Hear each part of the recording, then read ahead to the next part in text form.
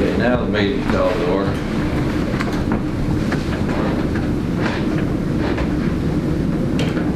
Let's see, first we got our public hearing, proposed amendment to fiscal year 2020-2021 budget. Lee County Board of Supervisors will hold a public hearing on Tuesday, November 17th, 2020 at 4:30 p.m. in the General District Courtroom of the Lee County Courthouse in Jonesville, Virginia. The purpose of the public hearing is to solicit public comment on the proposed amendment to the fiscal year 2020-2021 budget. The Lee County Board of Supervisors has received Federal CARES Act funding from the state of Virginia in the amount of $3,655,309 and a broadband expansion grant from the Department of Housing and Community Development in the amount of $1,615,241 for a total of $5,270,550. Mr. Chairman, for those of you, if you're looking at the number on the amount received, most of you know we received just a little over $4 million in the CARES Act funding. We appropriated 400 and some thousand of that last month, so that's the reason we're just cleaning up the balance on that. Anything over $500,000 as a supplement to our budget in any one meeting has to be dealt with by public hearing. So rather than hold 8 or 9, 10 public hearings, it's easier just, or do the appropriations at that many different meetings. It's easier to do the public hearing and get it all over with. Do we have anybody here on that behalf?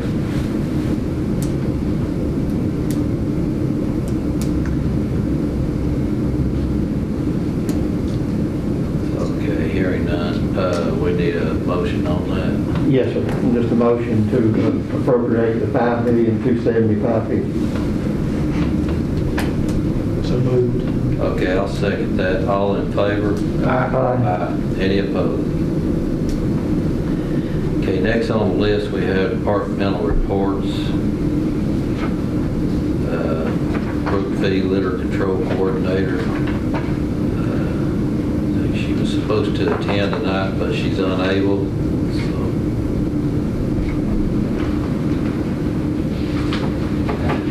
Is that something she had mentioned she was going to message to try to talk to you about today, about maybe talking about later on in closed session, maybe? Yeah, we could. That has to do with amending the personnel policy. Okay, we can move on to Constitutional Officers Treasurer's Report.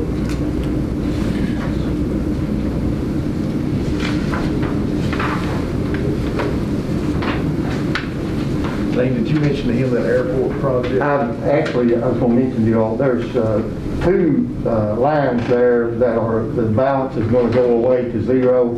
If you look down under fund balances, about 2/3 of the way down, line item 900-0055 and 56,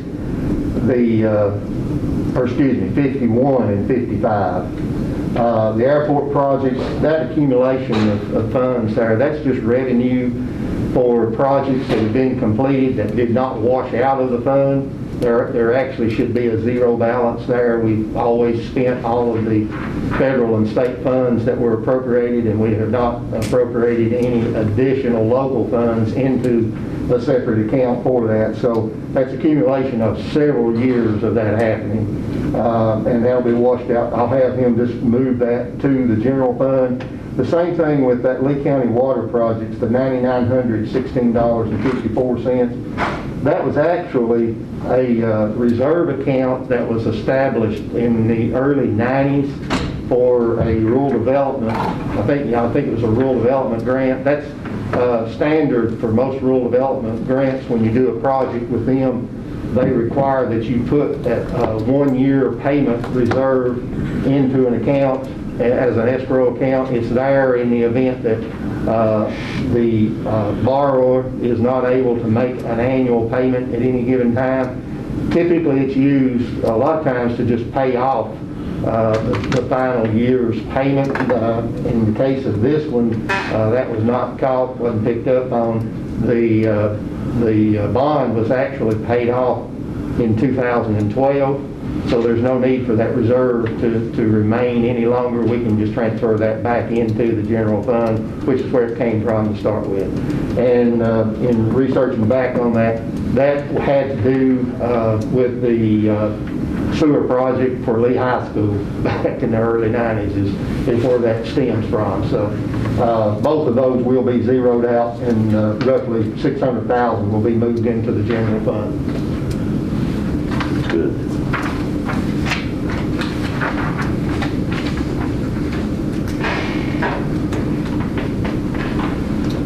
Okay, any more comments on the treasurer's report?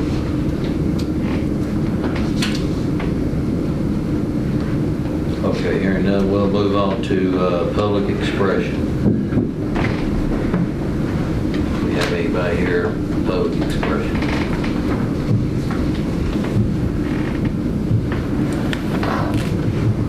We all lively bunch out there tonight.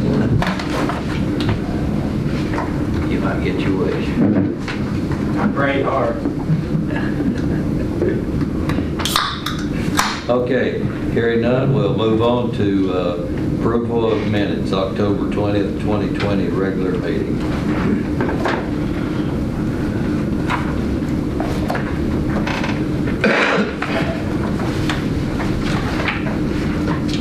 Take that motion, Chairman. Okay, got a motion to approve Second. and a second. All in favor? Any opposed? Okay, next we got refund requests. We've got Karen Dean, Eastman Credit Union, and Honda Lease Trust.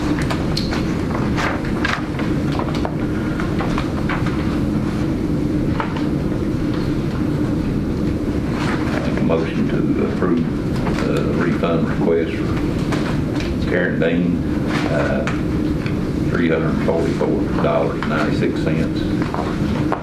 Eastman Credit Union, $436.77. And Honda Lease Trust, $209.80. Okay, got a motion for all three fund requests. Got a second? Second. And a second. All in favor? Any opposed? I'll abstain as to Karen Dean, vote aye on the other two.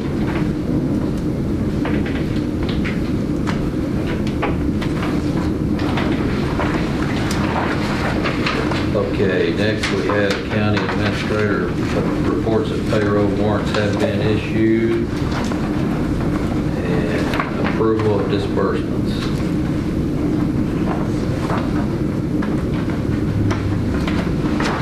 Take that motion, Chairman. Second. Okay, got a motion and a second. All in favor? Any opposed? Opposed.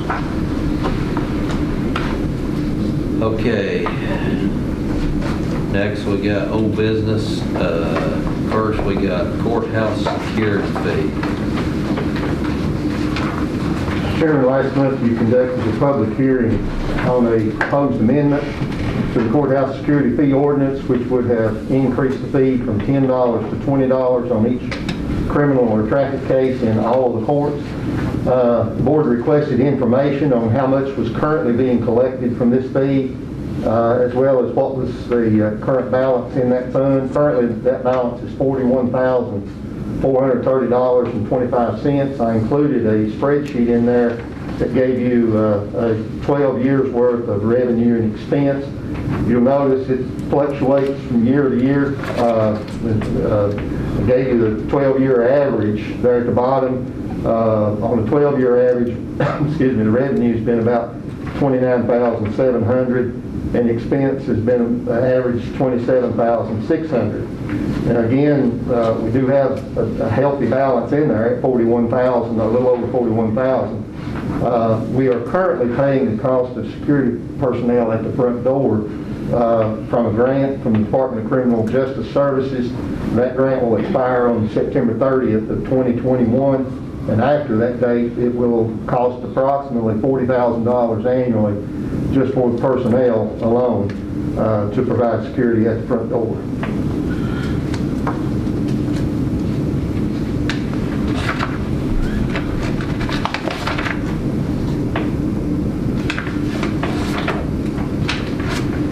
Do you have any idea of what the breakdown is on what this was spent on? Because the bailiffs, the normal bailiffs aren't paid out of this. No, normal bailiffs are not paid out of this. Typically, what they've done is used it for additional bailiffs when they deem that they need them in individual courts, depending on which court it is. That's more than, for example, 2014, $54,000. That's more than an average of having a bailiff every day if you're paying them a reasonable amount. I didn't notice a bailiff every day. I don't understand why it would fluctuate so wildly between $16,000 and $54,000. I didn't do a year-by-year analysis on this as far as what the expenses were for.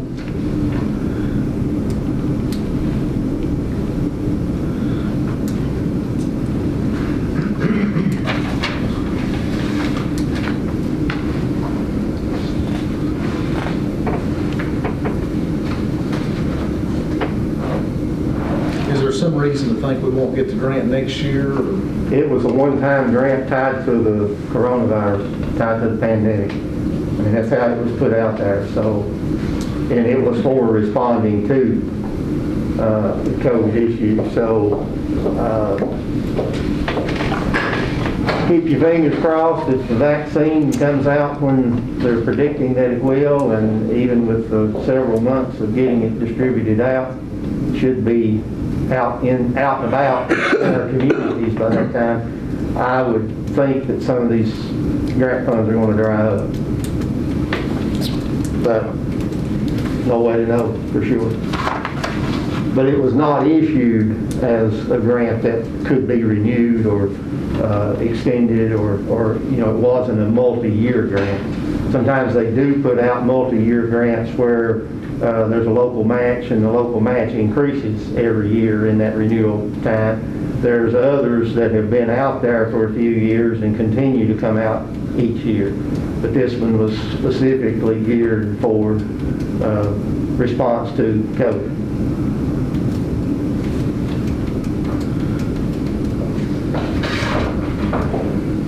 But we're still going to maintain somebody at the front door. That's the plan, to maintain security from that point forward. Hopefully they won't have to take temperatures and ask questions about exposure, but just be there for general security. Do they plan on doing it on non-court days? Like Fridays is usually not court. They do it. A lot of courthouses don't have anybody on non-court days. My understanding is it'll be 5 days a week.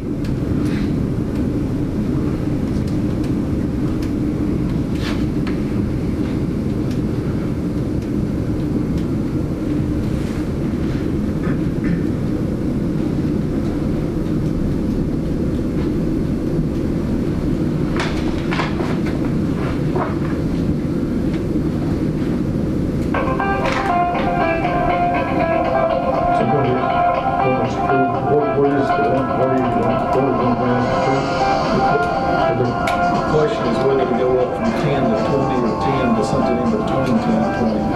It's currently 10 cases now. But it's just on traffic cases and criminal cases.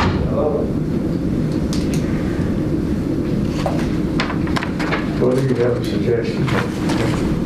I wouldn't vote to do any more than $3. I mean, the things that create the need for courthouse security aren't just window tint tickets and speeding tickets and all these things that we're attacking it to. I mean, the most turmoil is created over divorces and custody and protective orders, and this fee doesn't touch those things. So, I mean, most of these cases already have a $91 court cost or a $61 court cost, one of the two on them. And so to tack an extra $10 on there per charge on people who in general don't have any money to start with, I don't think the burden ought to be put solely on their backs.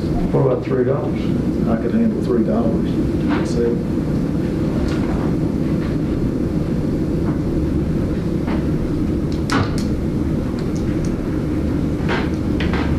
You okay? Suggestions? Numbers, Claire? Charles? I don't want to have to come back and address the same situation again. While we voting on this now? What you think, whether you want to go from 10 to 20, or if you want to go from 10 to some other number. From 10 to 20 or 10 to whatever. I suggested $3.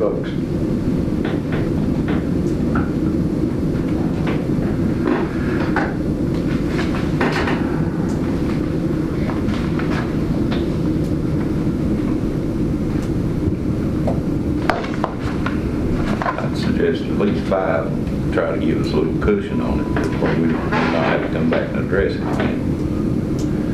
Well, that was my thinking. At least 5.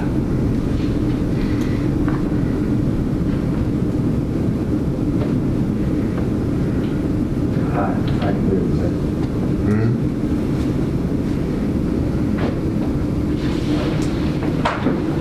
I'm okay if it's 41.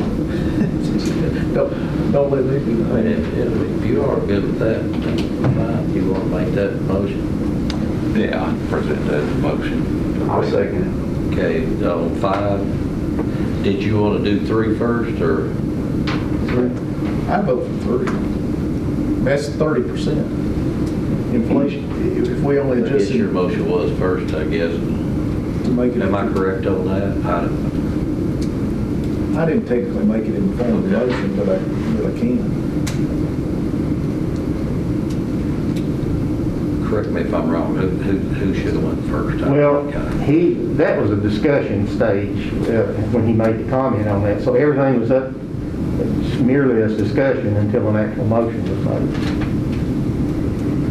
You only have one motion on the floor, as I understand it. I didn't hear anyone make a motion to impose it at a certain amount.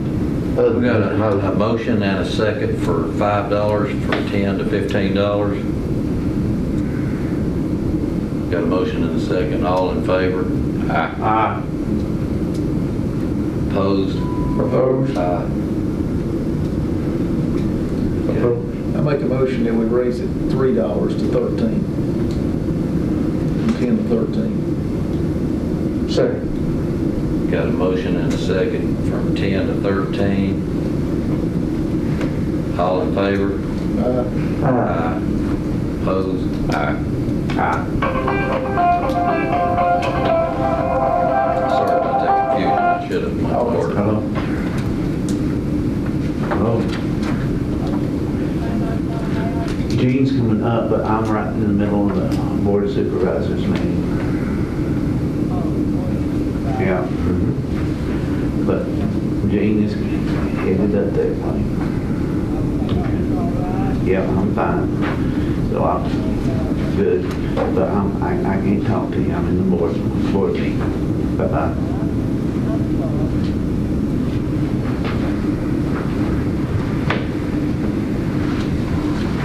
Okay, next we got the CARES Act funding request. Last month, you were advised of 3 requests for consideration. Health Department request, Woodway Water Authority, and General District and JDR courts. I'm not going to go over what those were. They were presented last month. The board at that time tabled any action but requested information on the amount of CARES Act funds spent or obligated to date. I provided you a spreadsheet that breaks that down, not in intricate detail, but in generalities, and shows that there's a current unallocated balance of just under $207,000. And in addition to those 3 requests, I have received an update from the Southwest Virginia 4-H Center on the request they made at the July 21st regular meeting, and at that time a tentative allocation was approved for them of $10,500, which is included in that spreadsheet that you have. So I wanted to be able to provide that letter as well for you to use to see where they're at in the follow-up of that. Our motion in approving the tentative allocation was to provide basically half, 50% of the amount they requested from the county, contingent on the fact that 75% of their other participating localities took similar action. To date, I think they have 13 counties in their service area, if I'm not mistaken. And I think with us, they've had positive response to date from 5 counties.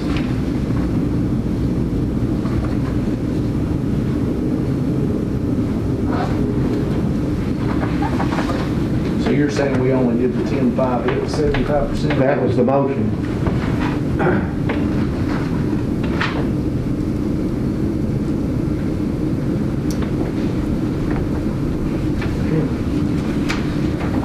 That does not preclude you from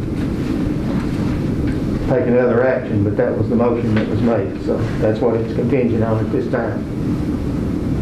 And I think we told them, depending on what happened with the other counties, and depending on how much money we had left, we might give them the full amount that they asked for, which was $21,000. I don't remember all the discussion. I do remember the motion. Yeah, that was the motion. Well, I'd be fine with giving them the whole 21 since we've got it left over. I agree. That's a good program. Very good.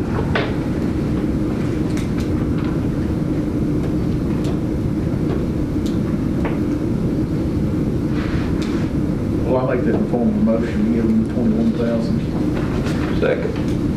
Got a motion and a second, all in favor? Aye. Any opposed?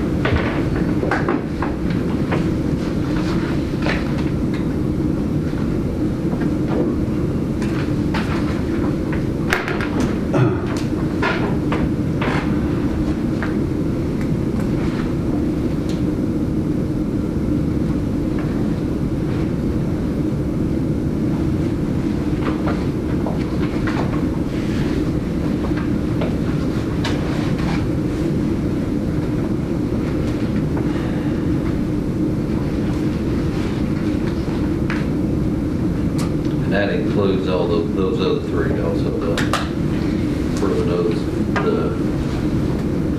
The other 3 were new requests last month. They are not factored into the spreadsheet. This will take, that motion will take an additional 10,500 off of the balance that I showed there, which will leave you with a new balance of $196,464.83. 463. $464.83. I talked to Judge McClung today about the, whatever you call it, sneeze guard or whatever up here. He said, I'm in the minority, but he said, I don't want it up there. He explained he's had vocal cord cancer, and he kind of soft-spoken from it. He said, when I'm in Wise on the bench in Scott County, I have a hard time saying stuff that people can hear it. And he said, I would rather there not be one there, but I know I'm in the minority on it.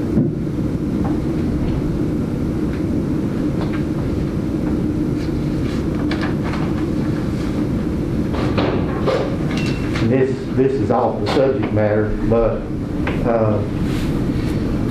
due to that, I mean, he has access to that microphone and the sound system if they want to use it. I mean, it's here for whoever. It's just the court system has always chosen not to use the system. They don't even, some of them don't, well, the former judge didn't even want that microphone up there. That's why we take it off and put it under the bench when we're done at night. But I mean, they could certainly turn the sound system on and use that microphone. Make it much easier for him to be heard, just in general. is it something that can be made portable and rather than mount it in here, so in case one prefers it and one not, they can take it down? Man, I don't know why. I'm Sure they do.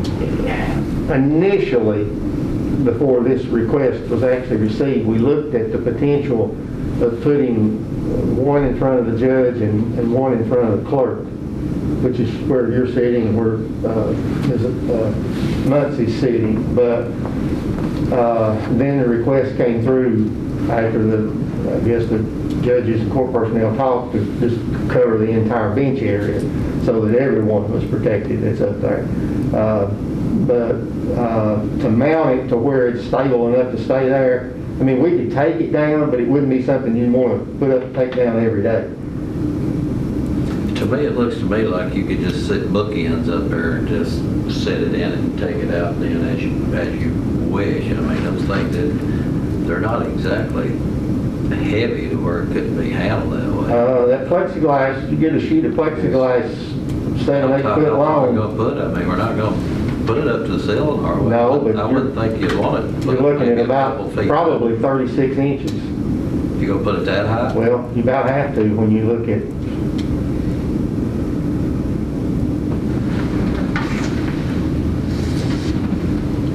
It's a real easy problem to fix, though. They've got tape down here that keeps you more than far enough away from the clerk. I mean, you're socially distanced if you stand behind the yellow tape, or if you're standing at council table, or if you're standing at the podium. I just don't understand why anybody needs to get right in front of the judge's face, and they typically don't. I mean, sometimes you see it, but it's real easy to fix, like Tom Rasnick used to stay on the brass, stand on the piece of brass down there, and you'll be far enough away that it's not an issue. I don't see it, it's a non-problem. We've been dealing with it since February, now we need plexiglass.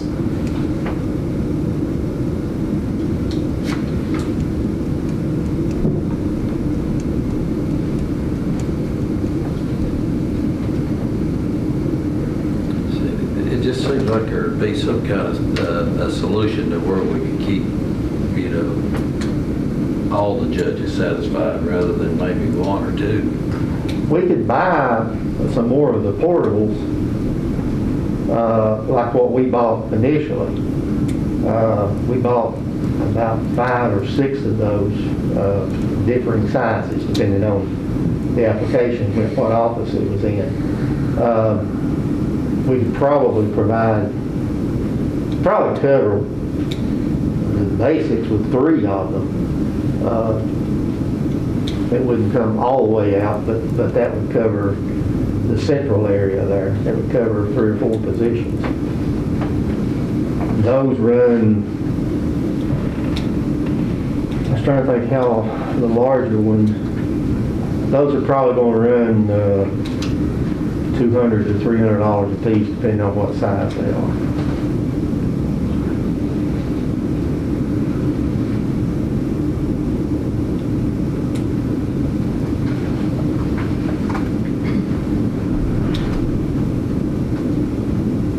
What's everybody think?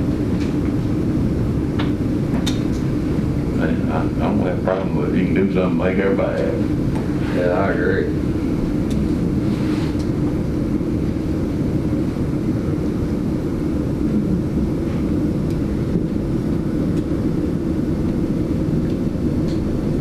What do you think, Dane? I mean, in reality, I mean, you've been working with this stuff throughout this whole pandemic. I'm not in court though. I don't see what they do on a daily basis and how they handle paperwork.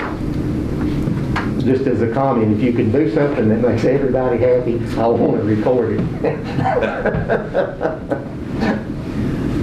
2 of the 3 judges that sit there in that chair don't wear a mask during the court. I don't know how you go from not being concerned enough that you don't even wear a mask and now you need a shield. It's just silly to me.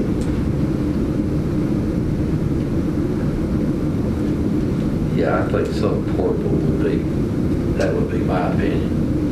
What's that? It'd be more appropriate to get something portable than put something permanent up here. Because when it's taken down, then everything's gonna have to be repaired back anyway. Had additional cost.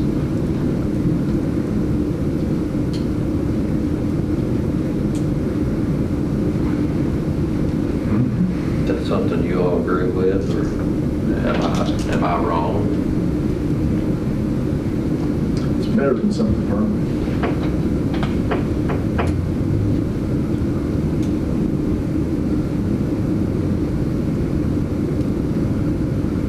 Yeah, I think we're all in agreement to work with something that's more of a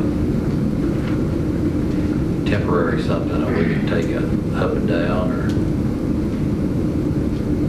like you've dealt with already. Is that a motion? Yeah, I'll make that motion. Second. All in favor? Aye. Any opposed?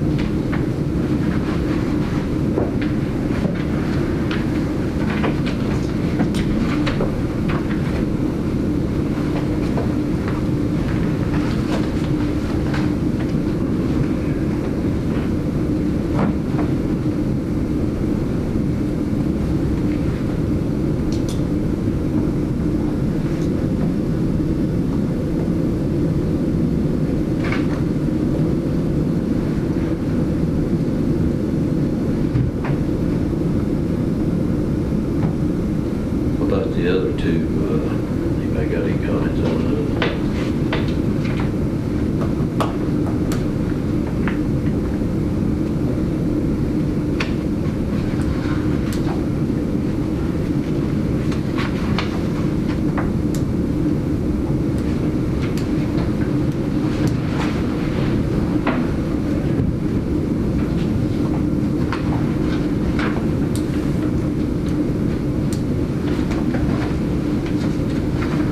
I make a motion to approve both of them.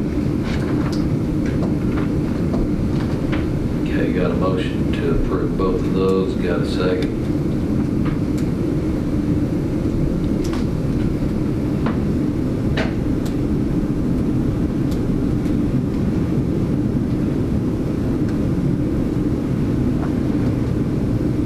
Okay, hearing none. Got any more ideas? Any more discussion on that? What route y'all want to take with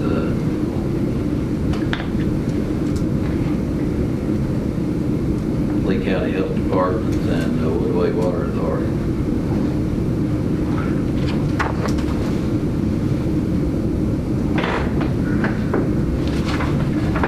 Or do you want to take any action at all? What's that fee?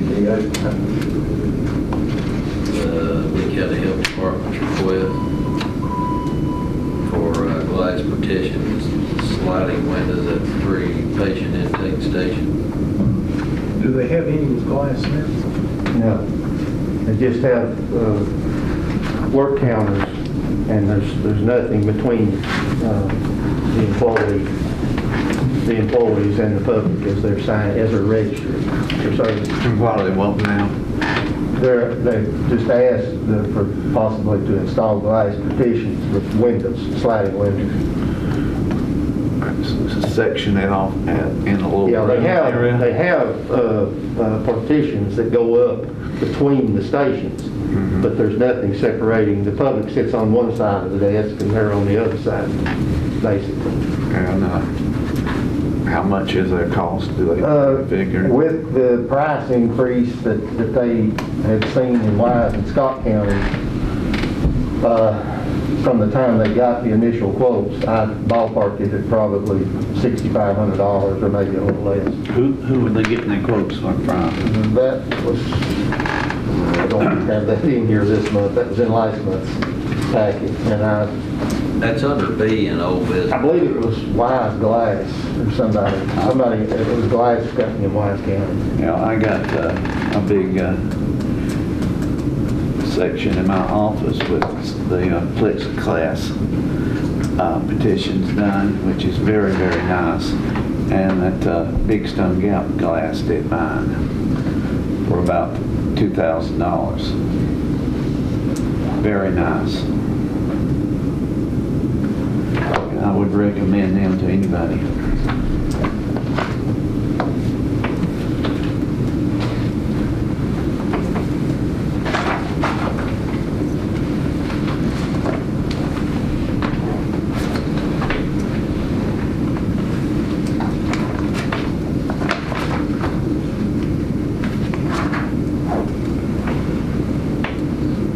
I would think that they definitely would need that. Well, My opinion here, guys, is it's November. We got till December 30th to spend this money. Yeah. So we can see it on it and send it back or whatever.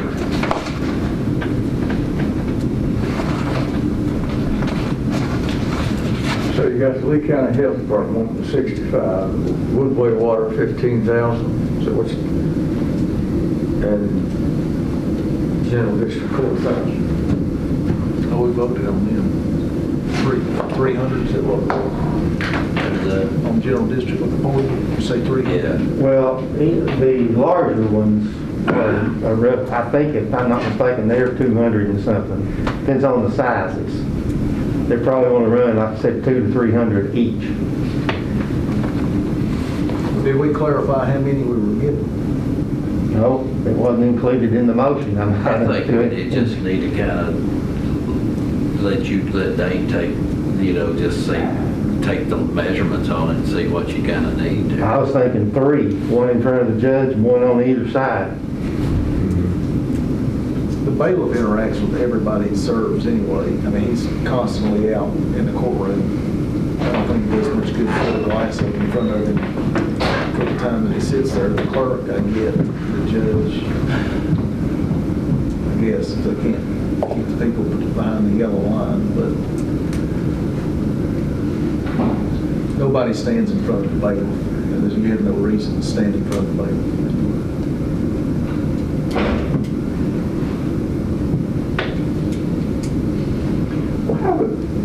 Going back to this Lee County thing here on the health department, 3 patients intake stations, 6,500. How big is the width? I mean, 6,500 for 3 sliding glass?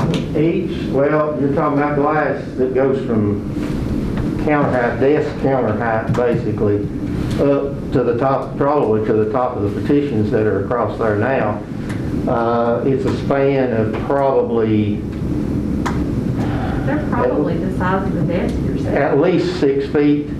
Probably each station is roughly 5 to 6 feet across. And then plus the installation of sliding windows inside of that, which will require a framing design.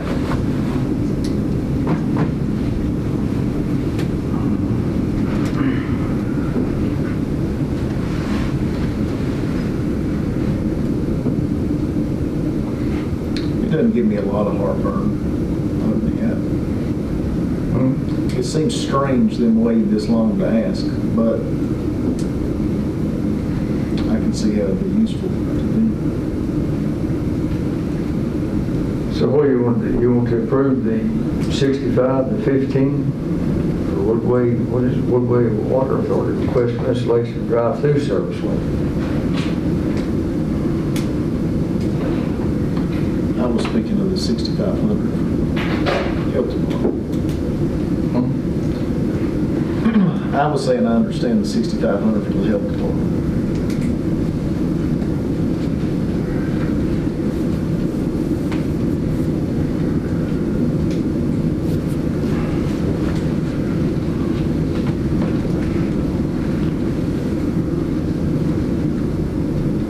Is there any more of the authorities that have? There's one other authority in the county besides the towns, and that's Dryden. Because public service, Do they have a drive-through one? not that I'm aware of. PSA does. Yeah, PSA. PSA had, they built one when they built their new building. Yeah.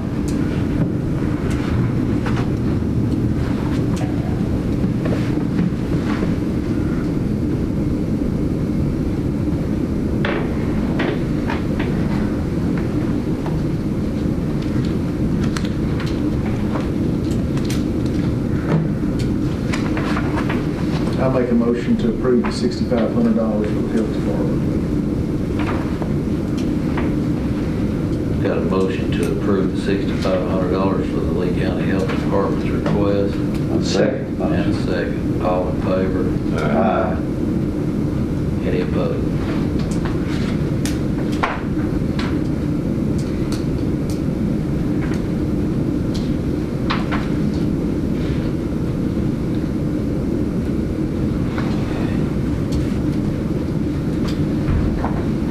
Okay, moving on the other, we can move on to new business.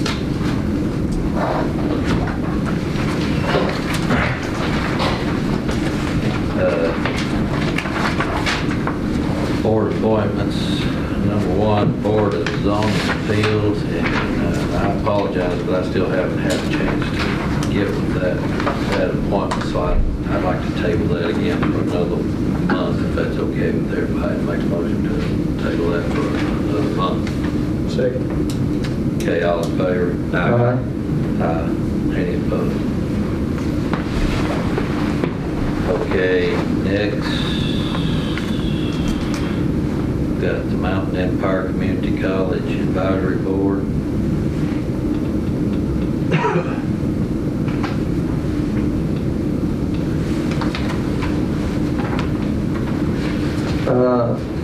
On that one, I appoint L. Wanda Pilkington.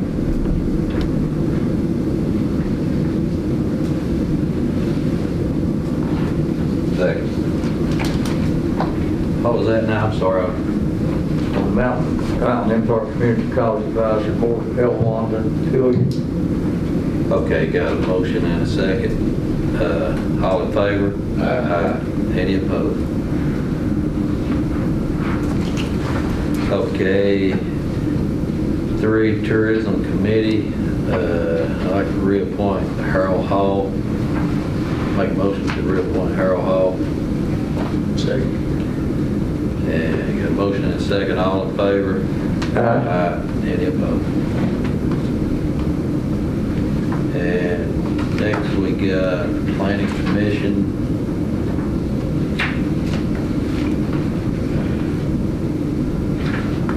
I'll re-nominate Greg Resnick.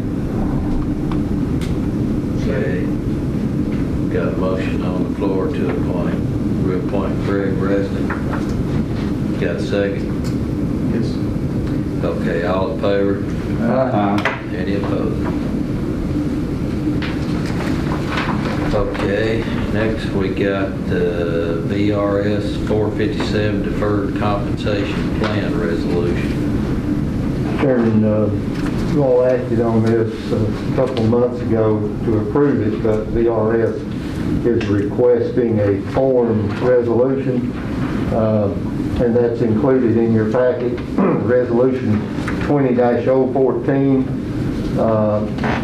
You would be approving authorization for employees to participate in that plan, and then there's a copy of the employer adoption agreement which you authorize to be executed. So we just need a motion to adopt that resolution.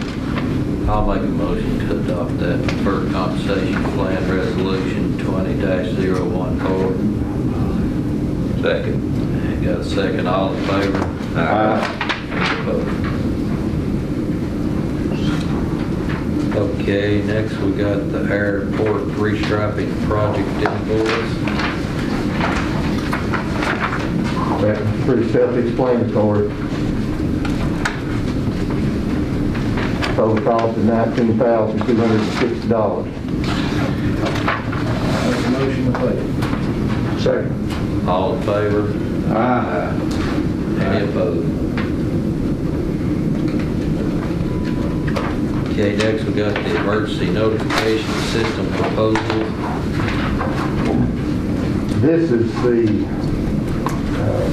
currently have a code red system, what they typically call reverse 911.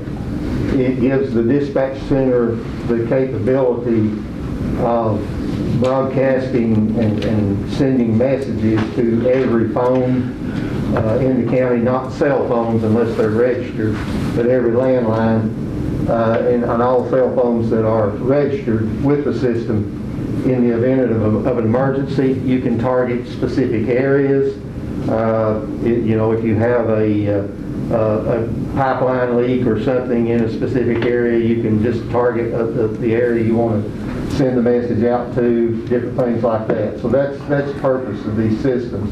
They're not mandatory to have these, but it's a convenience that you provide to the public, basically. In the past, for the past several years, grant funds from the state have paid for this system for us as well as other localities in our region. After January 10th of 2021, those funds will no longer pay that cost. Provided quotes from 3 different companies. Code Red is the company that we currently have service with, the system that we use. They provided different levels of service with 3 different costs. The lowest is the basic plan. The major difference is how many minutes of use you're allowed per year on each of those. The lowest cost on that one is $8,000 per year. Second system is the RAVE Mobile Safety, their proposal. The first year cost is $7,600. Years 2 and 3, if elected, would be at $6,600 per year. And then the third proposal is HyperReach at a cost of $5,300 per year. That's a 1-year plan. I did speak with Mr. Bailey on these. He, as far as he got some additional information on the systems themselves, as far as the usability and ability to key in and sign up cell service participants and people like that. He would prefer either the RAVE or the HyperReach product. I think overall he probably, if he had to pick one, it would be the RAVE, but due to the cost difference, he says he is fine with the HyperReach system. So any of the 3 satisfies him. It comes down to a cost issue and if you want to continue to provide that service. I don't know how often it's used. I've never gotten one. Well, I start saying, I don't think it's ever been used, and that's a good thing. It means we've not had an emergency significant enough to target an area or the entire population to send out an emergency notification. I think on the one case when they did have an emergency down here, that it didn't work. I don't know. Okay, I don't know on that. What was that? They had a lot of problems with the Code Red system off and on, just trying to get it to operate the way it was supposed to, I think. So who programs in the phone numbers? It would be your, in the 911 department, either the emergency management director, they would determine what area it targets. It would automatically populate any landline. See, all landlines are already tied in with structures. If you have an address, a structure or address in the county, it identifies a phone number with that address. If you wanted to contact a cell number, what they did in the past, and I wouldn't have, well, I didn't know they were doing it this way. They were getting calls that people could actually go in and register themselves, but apparently they either didn't know how to do it or didn't understand. They were just calling into 911, not necessarily dispatch, but into the 911 office and giving them their information. Then they had to go back in and actually enter that data into the system. But I think the other 2 systems, this RAVE and the HyperReach, are more simplistic and easier to register, to self-register your number in that system. So as a practical matter, you answer the phone at home and the dispatcher has a pre-recorded message, or you're getting a text message? It's a pre-recorded message that the system, you record the message that you want the system to broadcast. You plot in the areas that you want it to cover. If it's not whole county, if it's just, say, the town of Jonesville, or if it's a certain, you can customize the area that you want to target, and then the system uses up to, I forget how many phone lines the Code Red system can make use of at any one time to broadcast those messages to every phone number that's registered in that target area, and provides that pre-recorded message.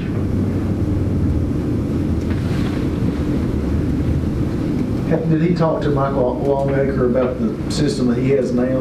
Because I've gotten messages from that. I've never gotten anything from Code Red.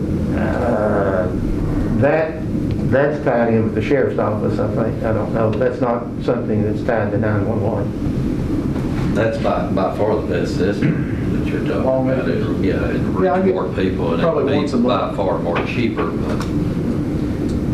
But Well, it doesn't cost the county anything, does it? Don't Well, businesses? That's an alert on your phone, a text alert. See, that doesn't utilize phone system or anything else. It doesn't utilize our database. If it's not tied into our mapping database, you have to tell the system who to call. In this case, it would only call people who had registered to be called. So if you sent out, if you had an emergency notification in a disaster or something, or you had an evacuation order, say a rail car with poisonous gas derailed or something, and you had an area that was covered by that, you would not be able to target that with that kind of system. You couldn't target the area you needed to send an evacuation notice out to all those residents. It would only go out to people who signed up for the service. Maybe the way to get that out there is just some kind of public service announcement that this system exists that they can sign up for now for free, which has a lot more than big tragedies. If the road's closed up Stone Creek because there's a wreck or the water's high, you get those kind of notices. You probably get them too on that. I mean, I can't see spending $8,000 on the system. No, it was justifiable before because we had grant funding for it. And the sheriff's office has a Facebook page, don't it? Yes.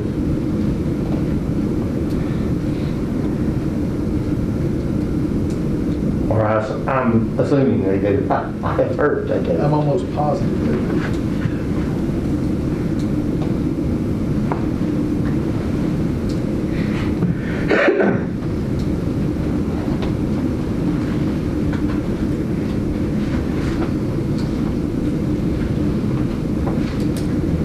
Any more comments? Any more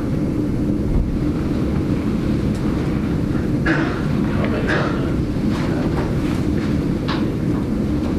that? Okay, next we got Virginia Department of Transportation request for action to abandon or discontinue. Got two roads. One is, the first is Route 704. This is on Wallens Ridge over on the Stickleyville side, 421 and 58. There is a map there, third page in on that. In the green and yellow sections of 704 is the area in question here. The green section would remain in use and under state maintenance. It's about a tenth of a mile. I think there's 3 structures that utilize that road for access to their homes. The portion from point A to point B, which is in the yellow, and actually I haven't noticed there's a section, they're showing a section over the hill. I knew they had a southern section and I didn't pick that up. I was looking at 704 just as it went to the north side of 915. But the section from A to B would be a candidate for discontinuance, as would C and C to D. I don't think anyone uses those roadways for access to an actual structure. They may use it for access to their property. That's why they're proposing discontinuance rather than abandonment. In an abandonment, the property goes back to the adjacent property owners, and it would potentially landlock some property owners from access to their property. So this is not abandoning, this would not be abandoning either of the roads, but would simply be discontinuing them as far as state maintenance is concerned. And since there's no residences along those segments of roadway, that's why they're requesting discontinuance. The second one in question is Route 657.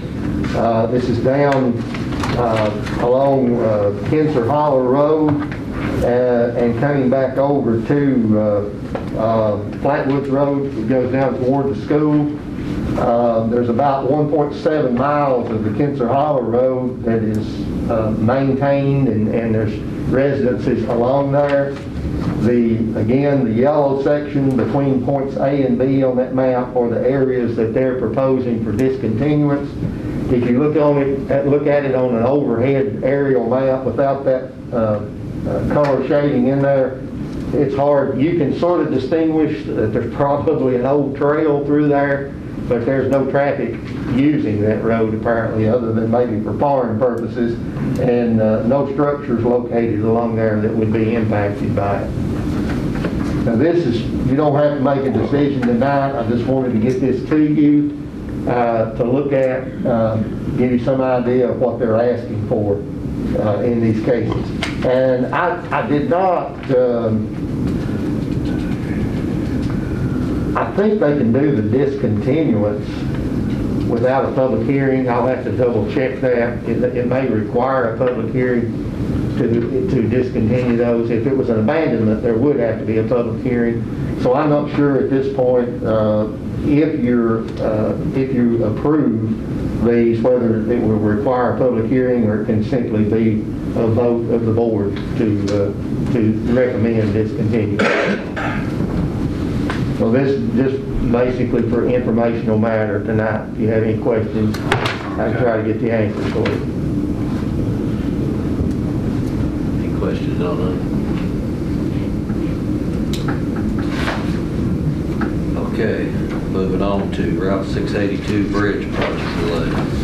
The board reported back in September on this proposal to replace the bridge on Route 682. They were going to have to close a short segment of that road that's between two other roads when that was scheduled to be done in the summer or fall of 2021.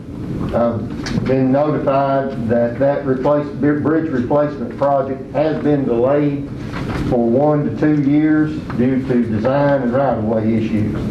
So that road closure will not be taking place, Mr. Smith, next year as planned. It usually is just a few weeks that they close it in order to do that replacement anyway, but the project's going to be delayed a year or two at least. So it'll probably be 2022 or 2023 before they get to that. I reckon that right of the way that you're talking about, are we talking about widening that bridge? I don't know where that's at. I don't know if the bridge is going to be widened or not. They didn't give me the details on that. I just know they're going to replace it. It's got I think it's got an 8-ton weight restriction on it now, and they're going to increase that with the new structure. Typically, if it's a narrow bridge, they do widen them a little bit in that process, but I won't guarantee that's the case. Any more questions on that? Okay, next we'll move on to our reports and recommendations of our county attorney. Nothing to report. Okay, reports and recommendations from our county administrator. I have a couple that's on your agenda and a couple that are not. First item is just update. Enclosed with the memo that was in your board packet, I provided a copy of an email that I had received from Paul Maddox, the VDOT Wise Residency Administrator, regarding the litter pickup along primary and secondary highways and the use of VDOT funding for litter pickup. I hope you've had time to look over that. If you have any questions, I'd be happy to answer it, or try to answer them. I think his answers pretty much covered what I requested from him. I hope I conveyed your questions properly. Also, a question was brought up last month about a porta-john that was at the transfer station that had previously been used by the recycling program inmates. That unit was moved to Cane Creek at the convenience center back in April of this year. That particular convenience center previously had not had the porta-john, as the employee at that location lived very close by and did not want one on site.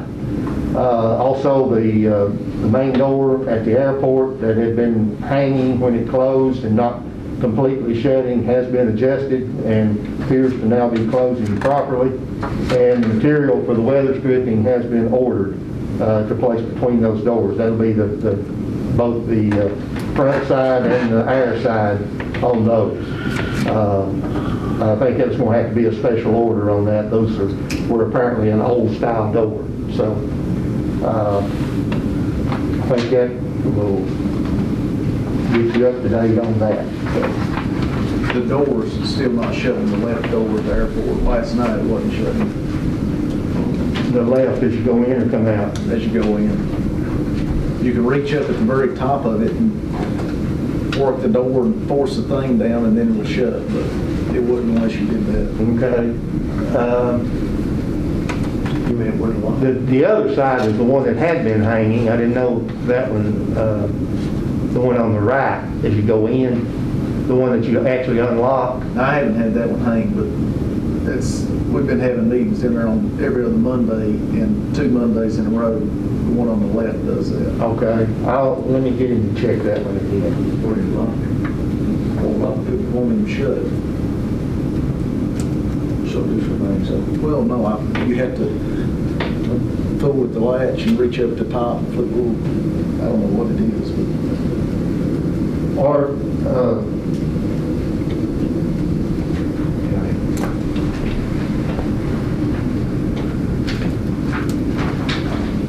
I'll have him check that one. Next item I have, and I apologize for this not being in the packet, and probably normally I may have gone ahead and just approved this, but our auditor is asking for additional monitoring on the workforce development program, which we serve as the grant recipient for. But I have the notice of obligation of funds. They applied for $10,000 grant from the state to prepare a 4-year strategic plan for providing services. They applied for the grant. They're proposing to use this to hire a consultant. Actually, they're going to use Virginia Tech to basically crunch the numbers and do the work on this. So I'm simply asking for board approval of this for the $10,000 grant and to sign off on the notice of obligation.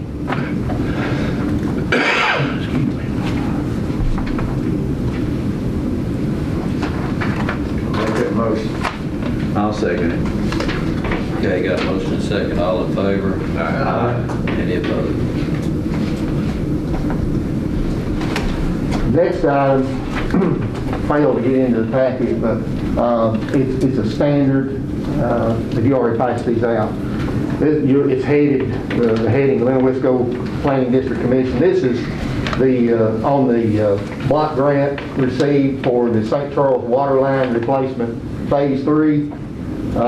It's both block grant and ARC funds involved in this. These are boilerplate documents that have to be adopted by the board for any and every block grant project that we have. It includes the residential anti-displacement and relocation assistance plan, a resolution to appropriate the funds when they're received, a Section 3 business and employment plan, Section 504 grievance plan, a self-evaluation checklist, fair housing certificate, and a non-discrimination policy. You can adopt these by one blanket motion. We've done that in the past, and these are just boilerplate requirements for the grants. We do these for every one of them. And it's a shame we can't use them for all the grants, because if you have multiple grants in here, some of these, I think the 504 grievance and the fair housing will apply to any block grants we have, but a lot of these are project specific, so I would request a motion for approval of those. I'll make a motion that we approve the grant for Glen Okay, got a Wisco. motion, got a second. second. Second, all in favor? Aye. Any opposed?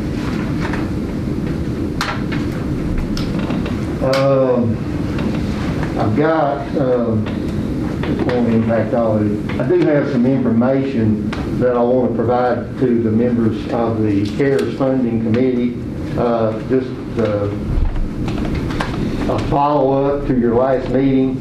I did a little bit further research on it. I talked to our auditor on the eligibility of a certain expense, so I'll get these to you before the end of the meeting, or at the end of the meeting, one of the two, so that you'll have those. And then I had the request for closed session. I scratched off personnel because that one had gone away, but to discuss the leave policy, that would need to be under personnel, and also investing public funds. That's all I have. Okay, before we take a request for closed session, let's take reports and recommendations of the board.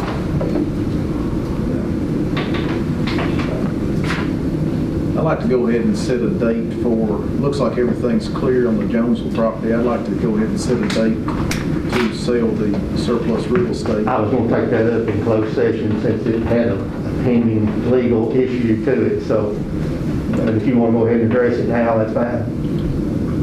Well, I'd like to sell it before the end of the year if possible. I would think if we tell Red that this week.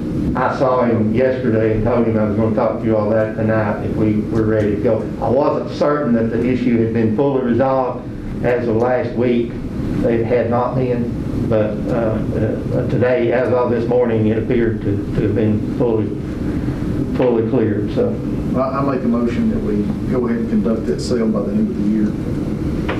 Okay, got a motion, got a second? Second. All in favor? Aye. Any opposed? I noticed that the litter coordinator had said that she'd like to have cameras, or that we might ought to consider cameras at all the dump sites. Where are we on the Blackwater cameras? Those have been ordered, right? they've been received. They did come in, didn't they? Yeah. They've been received. They're waiting to be installed. Okay.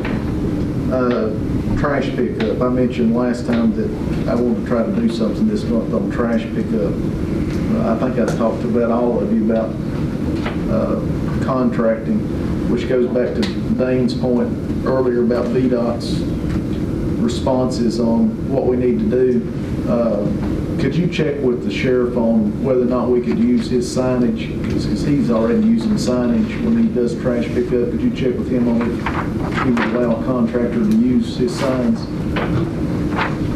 But my thinking is that we should each pick a section in our district. And I think Robert and I talked about it, and I think he wanted to do 58 from the state line to the end of his district. I would pick up and go to the end of the 4-lane from Robert's district to the end of the 4-lane in my district. But I'd like to put that out for bids, and to state in the bid how wide the right-of-way is that we're going to be doing. I mean, if it's Campground Road where I live, that's a 40-foot right-of-way. Whatever the right-of-way is, I'd like it to be easy for the contractor to understand what it is that they're bidding on. The VDOT doesn't know what the right way is. I start saying you want us to determine what the right-of-way is along there, because it varies from there. Now, along the 4-lane, it's probably going to be, well, I don't know. What do we expect the contractor to pick up? Oh, okay, that's what I wasn't sure if that's where you were going, or you were saying tell them what the right-of-way is, because I start saying that's going to be And we can tell them what we expect to be picked up. how far off the shoulder of the road. Right. Okay. I would think that'd be easy enough to determine on the 4-lane, because all that was built within the last 22 years. So it shouldn't be hard to figure out how wide your right-of-way is there. But maybe we can do it by footage off the fog line or something. But what do y'all think about that?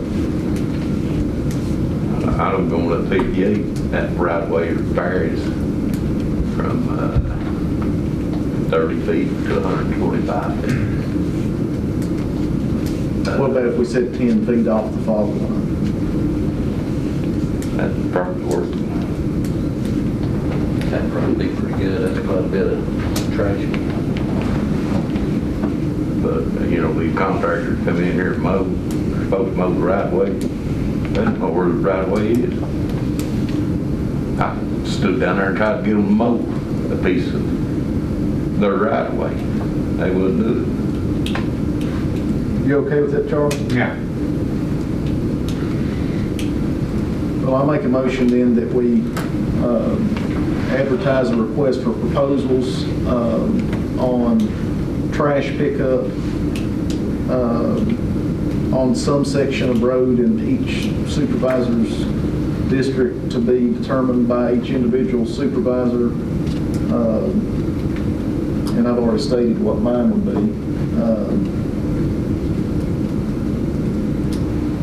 to be advertised by the end of December. And for the advertisement to state that the trash pickup should be done, well, I guess we would need to review them first, but I would say no later than the end of April.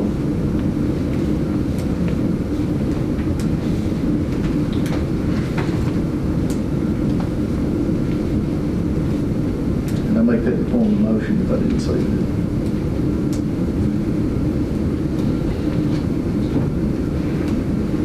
Okay, got a motion, got a second? Second. All in favor? Aye. Any opposed? Just one question. The supervisors have a limit on what all they can select, or we just, is it wide open? I thought I said a road. I may not have said that. I was thinking a road, not your whole district. Okay, well, that's the reason I asked. See, Charlie and I've got a unique situation. We've got the 4-lane and alternate, and Route 58 both. Yeah. Well, plus Route 23. That's kind of like, yeah, I've got a little section of 4-lane too. Yeah. And, Well, how would you rather, you want to put a mileage thing on it, or what if we just say, never mind the supervisor doing it, what if we just say we're going to hit all 58, we're going to hit all of alternate 58? I start saying if you just maybe advertise it for all primary roads. Yeah. Well, I mean, if you want to include 70, technically 70 is a primary road. 70, 58, alternate 58, and 421 Yeah. and 23 are your primary roads in the county. Or if you just want to designate the roads. Would you all be okay doing it, scratching off 70 and scratching off the little section of 23? Just to say the whole thing besides those two? 120. What is it, a mile or half a mile on 23? It's in Lee County? About 4 miles. 4 miles? Yeah. See, 58 is a longer road in my district than 4-lane is. That's what I'm saying, if we just did all of 58, all of alternate 58, that'd cover all your districts. Yeah. Well, I'll withdraw my previous motion and make that motion. So you're doing 58, 58A. Is that it? 421. 421. Okay.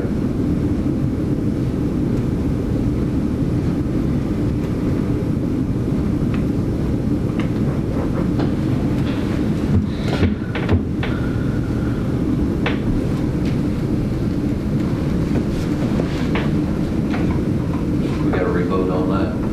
Well, it needs a second. Second. Okay, got a second, all in favor? Aye. All, anybody opposed?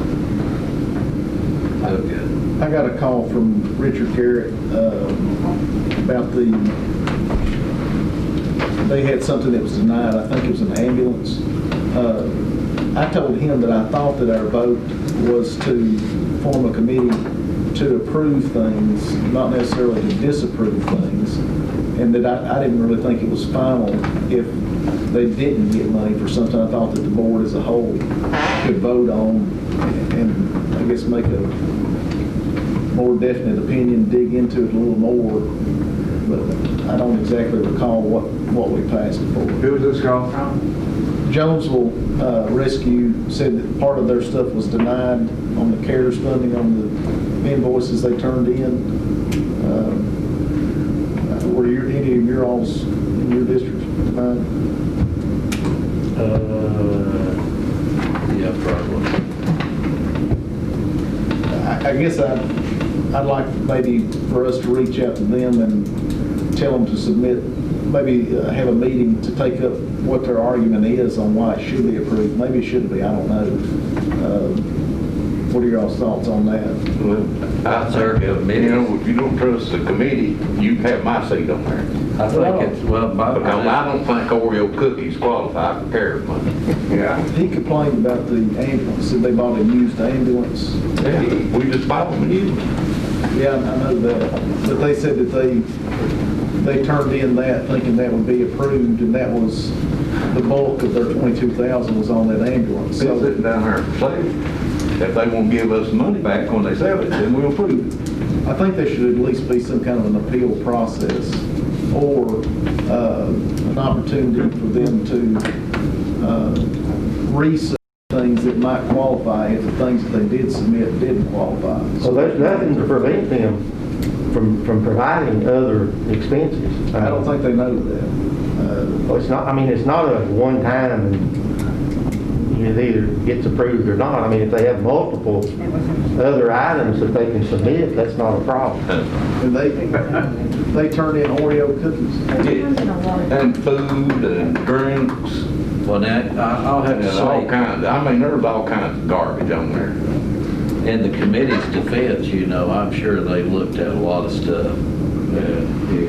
You know, that's why they volunteered to do it. We went over line by line, didn't we, Charlie? Yeah. And Jenny. That's right. And I think if there would have been anything out of line, I would have thought that they would have came to us and asked us what our opinion was if they weren't sure of themselves. But that's my opinion. Well, that's one of the things, that's what I've got to distribute to them. After their last committee meeting, they called me in there for an opinion on that as well. And then when I left there, that stuck in my mind, and I decided I was going to research further, which I did. But in the meantime, then our auditors were here this past week, and I've discussed it with him. So that's what I'm providing on that. And that's on salaries for paid staff. Well, I'll just let him know that he can resubmit. It's not a one-time and you're shot down and don't get a chance to resubmit. No. But you can tell it, we're not buying cookies. I'll ask him. Or the griddles. And I'm not, Yeah. Larry, I'm not saying that the committee's wrong. I told him I didn't want to get into the weeds of what all he was complaining about. I know the one thing was the ambulance was a big thing, but But that falls back in line with exactly what I said from the get-go when we talked about that. What's to keep one of those agencies from grabbing hold of something like that and selling it and just turning it over into cash. yeah. I said that from the very start, and there's got to be I mean, you buy them a brand new ambulance, then they're grabbing because they want $15,000 for you. And some of them are asking for a portion of that $22,000 to go toward the excess cost of their ambulance over the $250,000 mark. I've had at least 2 or 3 that have submitted saying their ambulance ran in the $255 range, and so they want to access $5,000 of their CARES money for that. And with Pennington, all they did was send us canceled checks. We had no idea what they were for. We got to have invoices. Yeah. Only other thing I had was I wanted to look at that office. Did you get the key? I forgot to go down there. I got tied up putting this last minute stuff, and I did not get the key from her. After we talked down there this morning, I didn't know if you were wanting to go look at it right then or if you were wanting to look at it tonight. And I was trying to put these last minute items together, and I forgot to go see her. Subject to it being suitable to have a temporary office there for the works program, what are y'all's thoughts about it? Where is it? Next to the men's restroom, down the hall, next to Circuit Court. Behind the circuit courtroom in the corner. It used to be a holding Yeah. cell. And they reversed the door. Well, I told you before, you know, I'll take your word. If you think it's appropriate for what you need to use it for, I'm all for it. Yeah. So then I guess the motion should be to advertise for the position. I think I so. think that's something we need to discuss. I agree. That's all I've got. Okay. You got it? Now, I'm ready to go into closed session. Yeah, I'm ready for closed session. Yeah. Make a motion, we go into closed session pursuant to 2.2-3711 sub A sub 1 and 6. Okay, got a second? Second. All in favor? Aye. Any opposed?